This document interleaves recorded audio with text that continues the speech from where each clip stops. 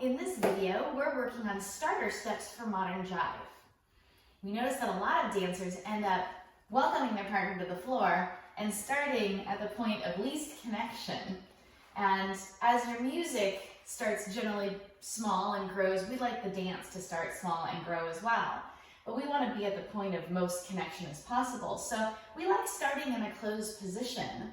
For a starter step in a closed position, or really any movement in a closed position, we have more like 3 points of contact at least. And what we're looking for is for the leader to set the distance of his right arm, which will give the distance of her body away from his, and the follow is going to go ahead and connect her shoulder blade, or basically her trunk, into that hand. So we have a nice, firm yet pliable connection. The follower's hand is on the inside of the deltoid, which is probably the easiest and most functional at this point in time. And then the leader's left and the lady's right is down in swing handhold position for this one. Of course, we can always tend to use the ballroom frame style or salsa frame style hand on the leader's left and the lady's right. And if we start out doing the basic push break for modern jive, we're actually rocking away from one another, which means our bodies are not going to be moving very large distances. If we did, we would automatically break apart. Our goal here is to stay as connected as possible in this close embrace or this frame and still be able to achieve this push break. So sometimes we might open leader's left shoulder and the lady's right shoulder, follow's right shoulder, in order to achieve this rocking step almost in the same direction. In order to keep it modern jive flavored though, we do want to try to make that angle as small as possible. Otherwise we really tune it over more like rock and roll style.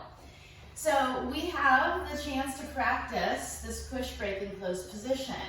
After you do this once or twice as you enter the song on the traditional dance floor, you have the choice whether you'd like to rotate and stay in closed position like Shane just did. I'll have him do it again on this side.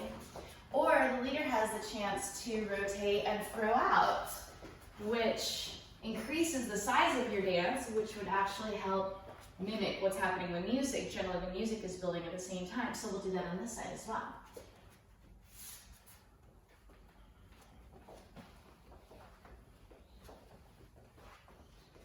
Shane's rotating me, and he's sending me away. Yeah, we want to do that. Throw out on this side so they can see that direction.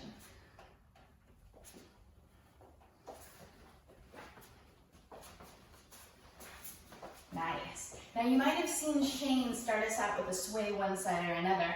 It's a really nice way to make sure that your partner is not only listening to you, but that you're feeling the same thing in the music. So we come into our frame with our minimum 3 points connection, and Shane's telling me with the sway of his body what he's hearing in the music, what rhythm he is following by, or perhaps the nuances that he'd like me to listen to as well with my body.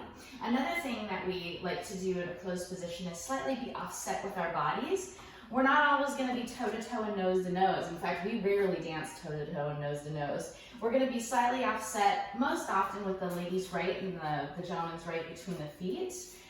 Sometimes we might switch that and go to the other side, but the fact is we don't want to be completely lined up because we don't want to step on each other's toes. And we also want to create, from the leader's perspective, a little bit of space for the follower then to pass, whether we're throwing out or staying in closed position. Now the same thing can be done from the Manhattan footwork. Correct. Still using swing handhold. This time I'm going to step into the girl. And I could still sway side to side. Ready, and I step in. When I feel like I have the connection with the girl and the movement, I get ready to send her through. And then I could repeat that. And then send her away. The connection on the leader's right hand and the follower's left shoulder is very important because as he or Shane sends me away, we're going to head toward the door. I will be able to feel if he's going to stay in closed position or if he's going to release me.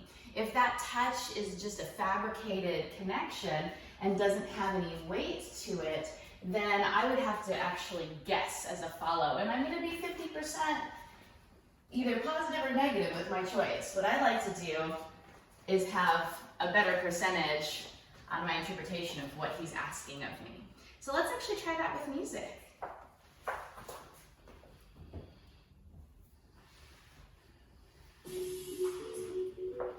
We'll sample a couple different ways.